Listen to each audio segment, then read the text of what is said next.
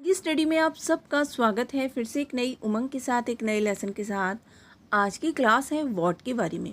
जैसा कि हम सभी जानते हैं कि व्हाट को हम एज एन इंटेरोगेटिव क्वेश्चन के फॉर्म में मतलब किसी से जब कभी भी कोई प्रश्न पूछते हैं तब यूज़ करते हैं। पर क्या आप जानते हैं कि व्हाट को हम एज एन एडजेक्टिव भी यूज़ करते हैं, व्हाट को एज अ रिलेटिव प्रोनाउन भी यूज़ करते हैं और कभी कभी व्हाट का यूज़ फ्रेजेस में भी किया जाता है।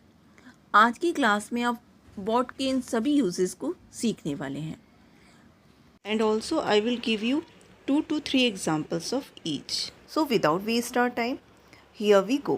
Before that, I would like to request all of you, if you are watching first time and you like this video, then don't forget to like, share and subscribe my channel at the end of this lesson. सबसे पहले बात करते हैं what की first use की, जो है as an interrogative. जब कभी भी हम किसी से कोई प्रश्न पूछते हैं तब हम व्हाट का यूज़ करते हैं।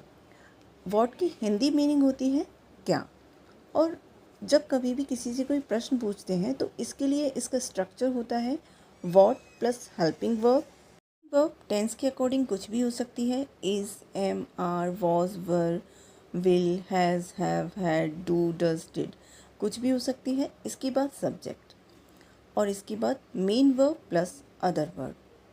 जैसे कि सेंटेंस है तुम क्या कर रहे हो, ये सेंटेंस प्रेजेंट कॉन्टिन्यूस में है तो आर आएगा, what are you doing. Next sentence है उसने क्या लिखा, ये सेंटेंस पास्ट टेंस में है, व्हाट डिड शी राइट। तुमने क्या खो दिया है, ये सेंटेंस प्रेजेंट परफेक्ट टेंस में है, व्हाट हैव यू लॉस्ट। वहाँ क्या कर रहे थे, ये टेंस पास्ट कॉन्टिन्यूस में है तो वर आएगी हेल्पिंग वर्ब, इसके बाद सब्जेक्ट और इसके बाद वी फर्स्ट में ING, what were you doing there. बात करते हैं व्हाट एल्स की। व्हाट एल्स को भी क्वेश्चन पूछने के लिए यूज़ किया जाता है, और यदि इसकी हिंदी मीनिंग की बात करें तो इसका हिंदी मीनिंग होता है और क्या। ये तब पूछा जाता है जब कभी भी एडिशनल थिंग्स के बारे में बात की जाती है, तब वहाँ पर इसका यूज़ किया जाता है। और इसका स्ट्रक्चर होगा tells plus helping verb plus subject plus main verb plus other verb. जैसे कि सेंटेंस है तुम और क्या पसंद करोगे, what else would you like. उसने और क्या खरीदा, यहाँ पर एडिशनल इंफॉर्मेशन की बात हो रही है, एडिशनल थिंग्स की बात हो रही है। What else did he buy, उसने और वह और क्या करता है, what else does he do. तुमने और क्या पकाया है, what else have you cooked. करते हैं वॉट ऑल की। यदि इसका हिंदी मीनिंग की बात करें तो इसका हिंदी मीनिंग होता है क्या क्या। जब कभी भी विस्तार पे जानना हो कि क्या क्या हुआ, क्या क्या किया, सेंटेंस में जब पूछा जाता है ना तुमने क्या क्या किया, तुमने क्या क्या खेला, तब वॉट ऑल का यूज़ किया जाता है। और इसका स्ट्रक्चर होगा what all plus helping verb plus subject plus main verb plus other word. Other word object. जैसे कि सेंटेंस है तुमने वहाँ क्या क्या खाया, what all did you eat there. उसने क्या क्या खेला, what all did he play. उसने क्या क्या पूछा, what all did he ask. बात करते हैं वॉट एज एन एडजेक्टिव की, कि वॉट को एज एन एडजेक्टिव कब यूज़ किया जाता है। जब कभी भी सेंटेंस में नाउन से पहले वॉट दिया हो वहाँ पर वॉट को एज एन एडजेक्टिव यूज़ किया जाता है। फॉर एग्ज़ाम्पल तुम्हें कौन सी बाइक पसंद है, what bike do you like. जब कभी भी हम वॉट को एज एन एडजेक्टिव यूज़ करते हैं तब यहाँ पर इसका मीनिंग होगा कौन सा। एज एन इंटरोगेटिव यूज़ कर रहे थे तो वहाँ इसका मीनिंग था क्या। नेक्स्ट इसी का एक और एग्जांपल है, उसे कौन सा पेन पसंद है, वह कौन सा पेन पसंद करती है, what pen does she like. उसने कौन सी किताब पढ़ी, what book did she read. उन्होंने कौन सी कार चलाई, what car did they drive. उन्हें कौन सा रंग पसंद है, या वे कौन सा रंग पसंद करते हैं, what colour do they like. What का यूज़ तब भी किया जाता है जब वॉट नाउन के बारे में बताता है या कभी वॉट नाउन की विशेषता बताता है। हम दोनों ही तरीके के सेंटेंसेस देखेंगे। सबसे पहले नाउन के बारे में, वॉट आ बुक। यहाँ पर वॉट आ बुक, बुक एक नाउन है और इसके बाद ऐसे सेंटेंसेस में हमेशा सेंटेंस के लास्ट में एक्सक्लेमेटरी मार्क लगाएंगे। वॉट नाउन के बारे में बता रहा है, वहीं वॉट नाउन की विशेषता बता रहा हूँ, मतलब एडजेक्टिव प्लस नाउन। जैसे कि सेंटेंस है, वॉट आ ब्यूटीफुल ड्रेस, कितनी सुंदर ड्रेस है। तो यहाँ पर वॉट आ ब्यूटीफुल ड्रेस, सबसे पहले वॉट आ ब्यूटीफुल और इसके बाद ड्रेस, ड्रेस एक नाउन है। What a lovely baby.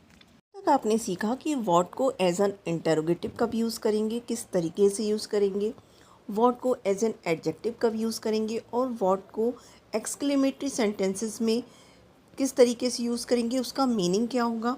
अब बात करेंगे what as a relative pronoun. What को एज अ रिलेटिव प्रोनाउन तब यूज़ किया जाता है जब कभी भी चीज़ के बारे में बात की जाए और वहाँ पर इसका मीनिंग होता है जो, रिफर्स टू सब्जेक्ट और ऑब्जेक्ट। फॉर एग्ज़ाम्पल, मैं वो करता हूँ जो मैं बोलता हूँ, आई डू वॉट आई से। यहाँ पर वॉट का मतलब जो है, यहाँ पर वॉट किसी थॉट को बताता है, किसी आइडिया के बारे में बताता है। तो यहाँ पर जो इसका स्ट्रक्चर होगा वो होगा sentence plus what plus other sentence. जैसे कि यही है, मैं जो कहता हूँ वो करता हूँ, तो आई डू वॉट आई सी। इसी का एक और सेंटेंस है, वह वो बोल सकता है जो तुम बोल सकते हो, he can speak what you can speak. जो तुमने कहा मैंने वो नहीं समझा या मुझे समझ में नहीं आया, I didn't get what you said. करते हैं वॉट से रिलेटेड कुछ फ्रेजेस की, कि वॉट किन किन फ्रेजेस में आता है। सबसे पहला है what is the use of. इसका हिंदी मीनिंग होता है इसका क्या फ़ायदा, और इसका स्ट्रक्चर होगा what is the use of plus verb में आईएनजी। इस स्ट्रक्चर का यूज़ वहाँ किया जाता है जब कभी भी ये कहना हो कि इसे करने से क्या फ़ायदा है, मतलब ये जो काम किया जा रहा है उसको करने का कोई फ़ायदा नहीं होगा, तब वहाँ पर इस स्ट्रक्चर का यूज़ किया जाता है। एग्जाम्पल से समझते हैं, वहाँ जाने का क्या फ़ायदा है, what is the use of going there. अखबार पढ़ने का क्या फ़ायदा है, what is the use of reading newspaper. पैसा खर्च करने का क्या फ़ायदा है, what is the use of spending money. कहानी बताने का क्या फ़ायदा है, what is the use of telling stories. करते हैं व्हाट की नेक्स्ट यूज़ की, जो है व्हाट्स मोर। यदि इसके हिंदी मीनिंग की बात करें तो इसका हिंदी मीनिंग होता है और तो और। जब कभी भी हमें अपनी बात में ऐड करना होता है, मतलब जो हमने वाक्य बोला है, जो हमने बात बताई है, उसके बारे में हमें और ज़्यादा बताना होता है, तब हम व्हाट्स मोर का यूज़ करते हैं। तो इसके लिए सबसे पहले सेंटेंस बनाते हैं, जो पहला सेंटेंस है उसके बाद व्हाट्स मोर और इसके बाद अदर सेंटेंस। फॉर एग्ज़ाम्पल, ये ड्रेस कंफर्टेबल है और तो और यह ड्रेस महंगी नहीं है, महंगी भी नहीं है। The dress is so comfortable, what more this dress is not expensive. Talented dancer भी है और तो और वह एक आर्टिस्ट भी है, वह एक कलाकार भी है। She is a talented dancer and what's more she is also an artist. वह रेस्टोरेंट बहुत खूबसूरत था, अच्छा था, सुंदर था, और तो और जो वहाँ का खाना था वो भी स्वादिष्ट था। The restaurant was so beautiful, what's more the food was also delicious. Next बात करते हैं वॉट इफ़ की। वॉट इफ़ भी एक फ्रेज़ है जिसे हम तब यूज़ करते हैं जब हमें कहना हो यदि ऐसा हुआ तो वहाँ पर वॉट इफ़ का यूज़ करते हैं और उसके बाद जो सेंटेंस कहना हो वो कहते हैं।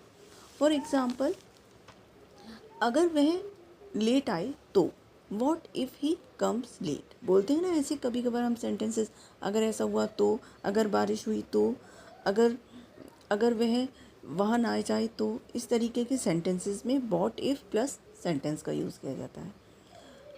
अगर मैं उसका नाम पूछूं तो what if I ask her name. क्या हूँ अगर मैं ये ना खरीदूँ, what if I don't buy this. क्या हूँ अगर वह वहाँ ना जाए तो what if he doesn't go there. बात करते हैं वॉट से जुड़े हुए नेक्स्ट फ्रेज़ की, जो है वॉट्स डन इज़ डन। इसका मतलब होता है जो हो गया सो हो गया। कहने का मतलब यह है कि जो भी हुआ है अब उसमें कोई भी बदलाव नहीं किया जा सकता है। फॉर एग्ज़ाम्पल, मुझसे गलती से ग्लास टूट गया है, जो हो गया सो हो गया। I have broken the glass by mistakes, what's done is done. वहाँ पर वॉट्स डन इज़ डन का सेंटेंस की शुरुआत में भी यूज़ कर सकते हैं, बाद में कॉमा लगाए उसके बाद सेंटेंस लगा सकते हैं। नेक्स्ट सेंटेंस है, मैं उसका बर्थडे विश करना उसको भूल गई, जो हो गया सो हो गया। मतलब अब इसमें कुछ नहीं किया जा सकता है। It's done is done, I forgot to wish her birthday.